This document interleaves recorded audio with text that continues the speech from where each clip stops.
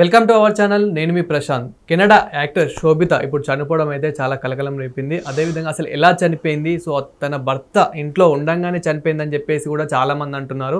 So అసలు హైదరాబాద్కి ఎప్పుడు వచ్చింది, ఆయన ఎందుకు ఉరివేసుకొని చనిపోయింది, దీని గురించి పూర్తిగా మాట్లాడేందుకైతే ప్రస్తుతం మనతో పాటు సినీ క్రిటిక్ దాసరి విజ్ఞాన్ గారు అయితే మనతో పాటు ఉన్నారు. నమస్తే అండి. నమస్తే. సో అసలు ఈ శోభిత సీరియల్స్ అండ్ అదేవిధంగా సినిమాలకి ఎందుకు స్టాప్ చేసింది, అదేవిధంగా అసలు ఎందుకు ఉరివేసుకొని చనిపోయింది? సో ఇది న్యాచురల్గా సీరియల్ సినిమాలు ఏం స్టాప్ చేయలే. బేసికల్లీ పెళ్ళైన తర్వాత కొంచెం గ్యాప్ తీసుకుంటే 1 year అయింది పెళ్ళయ్యి. లాస్ట్ 2023 లాస్ట్ మేలోనే, అయ్యో మొన్నే ఒక సంవత్సరం మహా అయితే. ఇప్పుడు ఇంకో కొత్త సంవత్సరం వచ్చింది. ఇప్పుడు నెక్స్ట్ మే వస్తే 2 సంవత్సరాలు అనుకో అంతే. సో సకలేష్పూర్ బెంగళూరుకి చెందిన అమ్మాయి. తను అక్కడే బ్రహ్మగంతు, నిన్నిందాలే ఇలాంటి సీరియల్స్లో బాగా ఫేమస్. తర్వాత సినిమాలు కూడా చేసింది, like Vandana, attempt murder and అలాగే జాక్పాట్ లాంటి సినిమాలు చేసింది. మనకి చందు గౌడ్ అనే సీరియల్ యాక్ట్రెస్ ఉంటాడు, అతనితో కూడా ఒక సినిమా చేసింది శతబిసే అని. మంచి యాక్ట్రెస్సే అఫ్ కోర్స్. అంటే ఇప్పుడు ఏదో ఒక అమ్మాయి లేదు కదా అని చెప్పేసి ఆవిడ గురించి పొగడనే కార్యక్రమం అయితే కాదు ఇది. బట్ బేసికల్గా సీరియస్లో చెప్పాలంటే మంచి అమ్మాయి. అంటే తనలో తాను ఉన్నంత ఏదో సర్దుబాటు చేసుకొని వచ్చిన అవకాశాలు సద్వినియోగం చేసుకుంటూ వెళ్తుంది.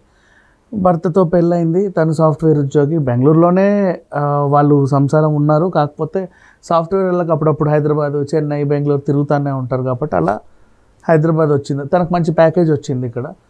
ఇంకా సాఫ్ట్వేర్ అందరూ ఎక్కడ ఉంటారు? గచ్చిబౌలి, కొండాపుర సరౌండింగ్స్ కదా. మంచి గచ్చిబౌలిలోనే సెటిల్ అయింది, అక్కడే ఉంటున్నారు. ఇప్పుడు యాక్చువల్గా ఎర్లీ మార్నింగ్ పనమ్మాయి వెళ్ళి తలుపు తడితే తెరవకపోతే కాసేపు గందరగోళం ఉండి నెక్స్ట్ ఆ ఇరుగు పొరుగు వాళ్ళు చెప్పగా తెలిసింది. ఇతను కూడా వచ్చి చూశాడు. అప్పటికే తను వచ్చి చూసేసరికి ఆల్మోస్ట్ ఒక 3 hours ఏదో అయింది చనిపోయి అన్నట్టు చెప్తున్నాడు. ఇది ఓవరాల్గా జరిగింది. అండ్ ఇక ఆత్మహత్యకు గల కారణాలు అంటే ఇప్పటిదాకా తెలిసి రాలా. అంటే అనకూడదు వీళ్ళకి. చాలామంది ఇట్లాంటి వాళ్ళ మీద ఏం చేస్తారంటే వాళ్ళతో ఎఫ్ఐఆర్, వీళ్ళతో ఎఫ్ఐఆర్ అంటారు, కానీ అట్లాంటిది ఏం ఉండదు. ఇన్ కేస్ అట్లాంటివి ఉంటే కనుక తను హైదరాబాద్ వచ్చి పెళ్ళై మొన్నే కదా, అంత హ్యాపీగా అయితే ఉండదు. రాత్రి కూడా వాళ్ళందరూ కలిసే భోజనం చేశారట, అక్కడ ఉండే వాళ్ళు చెప్తున్నారు. డిన్నర్ కూడా టుగెదర్గా చేశారు. She's good. ఆ రాత్రి టైంలో ఏమైందో తెలియదు. ఎర్లీ ఇన్ ద మార్నింగ్ మనం ఇలాంటి విషాద వార్త అయితే వినాల్సి వచ్చింది. ఇప్పుడు ఇక ఆత్మహత్య గల కారణాలు ఏంటి అంటే చాలామంది కపుల్స్ పేరెంట్స్కి దూరంగా వచ్చి, ఇప్పుడు ఫర్ ఎగ్జాంపుల్ అతన్ని ప్రేమించి ఇంట్లో వాళ్ళని వదిలేసి వచ్చిన వాళ్ళ తంతు వేరే ఉంటుంది. అమ్మ మాట్లాడట్లేదు, నాన్న మాట్లాడట్లేదు, తమ్ముడు మాట్లాడట్లేదు అని చెప్పేసి దిగ్భ్రాంతికి చెంది అలాగే ఒక డిప్రెషన్లోకి వెళ్ళి చచ్చిపోవాలనుకుంటారు. లేదు, మొగుడు టైంకి రావట్లేదు, నాకు స్పేస్ ఇవ్వట్లేదు అని డిప్రెషన్కి వెళ్ళే వాళ్ళు కొంతమంది ఉంటారు. అంటే లైక్ ఇప్పుడు జాబ్ నిమిత్తం వాళ్ళు వచ్చినప్పటికీ కూడా ఊరుగానూరు వచ్చామంటే హస్బెండ్తో కలిసి కొంచెం హ్యాపీగా ఉండాలని ఎవరైనా అనుకుంటారు. వీళ్ళు వచ్చింది ఎందుకు? వర్క్ కోసమే కదా. హైదరాబాద్కి ఏం టూరిజం కోసం రాలేదు, లేకపోతే హనీమూన్ ట్రిప్కి రాలేదు. ఎప్పుడైనా హాలిడేస్ ఉంటాయి, సాటర్డే సండేస్ హాలిడేస్ ఉన్నప్పుడు ఫ్యామిలీకి ఇస్తారు. మిగతా టైం అంతా కూడా వీళ్ళ పనులు చేసుకుంటూ ఉంటారు. ఇంకా హస్బెండ్ ఎక్కువ టైం ఇవ్వట్లేదని ఫీల్ అయ్యే వాళ్ళు కొంతమంది ఉంటారు. టైం ఎందుకు ఇవ్వట్లేదు అని అడిగితే కసురుకునే వాళ్ళు కొంతమంది ఉంటారు. ఆ కసురుకోవడానికి కూడా వీళ్ళు హర్ట్ అయ్యే వాళ్ళు ఉంటారు. లేదు, ఇరుగు పొరుగు వాళ్ళతో ఏమైనా వాదనలు, లేకపోతే ఇంకేమైనా పెళ్ళికి ముందు ఉండే ఫ్రెండ్స్తో ఏవైనా చిన్న పొరపొచ్చాలు, ఇలాంటివి ఏవైనా కారణాలు అయి ఉండొచ్చు. సో కారణం ఏమైనా కానీ నేనేం చెప్పదలుచుకున్నానంటే, వెనెవర్ ఇప్పుడు నువ్వు చనిపోవాలి అనుకున్నావంటే నీకు ఓ ప్రాబ్లం ఉందని అర్థం. నేను చనిపోతే ఈ ప్రాబ్లం ఇంతటితో సాల్వ్ అయిపోతుందని మైండ్లో ఫిక్స్ అయిపోతారు మెంటల్గా. వాళ్ళు ఏం చేస్తారు? బలవన్ మరణానికి పాల్పడతారు. కానీ వాళ్ళు ఏమనుకుంటున్నారంటే నాతో ఈ ప్రాబ్లం సాల్వ్ అయింది అని. ఆ ప్రాబ్లం నీతో సాల్వ్ అయిద్దేమో, కానీ నువ్వు చనిపోయావన్న కొత్త ప్రాబ్లం అయితే మళ్ళీ మొదటికి వస్తుందిగా. ఆ ప్రాబ్లం ఎవరికి? నీ పేరెంట్స్కో, నేను నమ్ముకున్న వాళ్ళకో.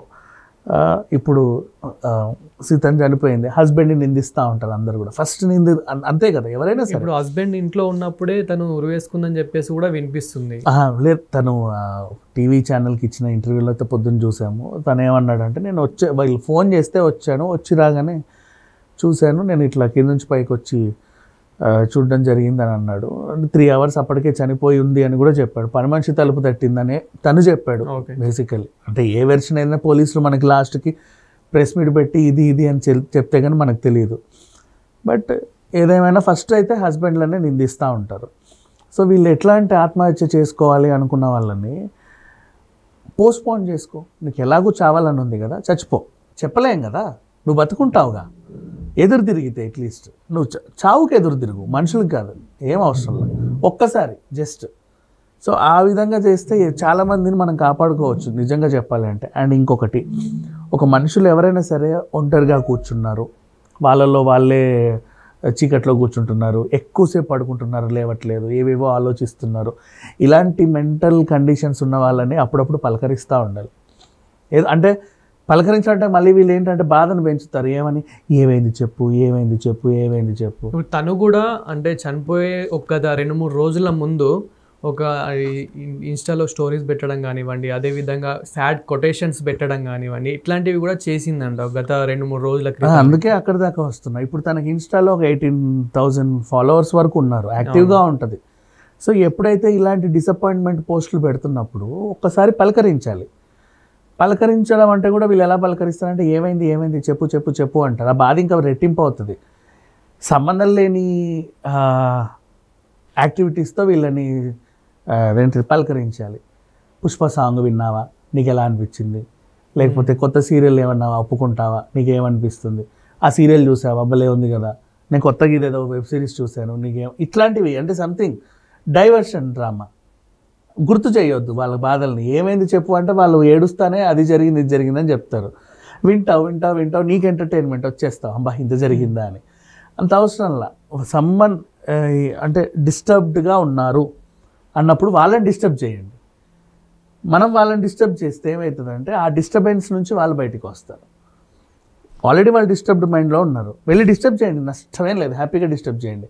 ఆ డిస్టర్బెన్స్ కూడా వాళ్ళకి బాధ పెంచేలాగా ఉండకూడదు. అసలు అన్నోన్ యాక్టివిటీ, ఆమె జీవితంలో ఇప్పటిదాకా లేని యాక్టివిటీ, ఏదైనా కొత్త వస్తువు తెచ్చి చూపించు, కాసేపు దాని గురించి చర్చించండి.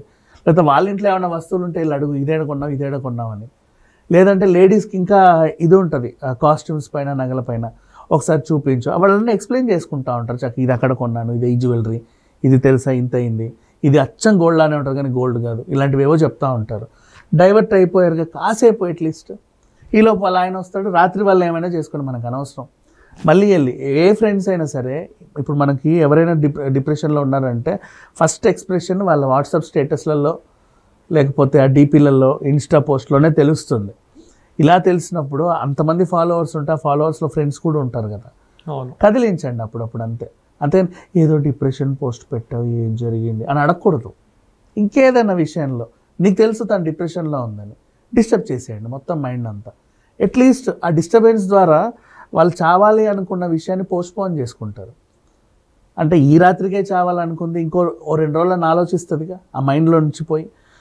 అలా పోస్ట్పోన్ అయిన కొద్దీ ఎదురు తిరిగారు అనుకో, అట్లీస్ట్ బతుకుతారు, మనుషులు ఉంటారు మన మధ్య. అది జరిగింది. Thank you.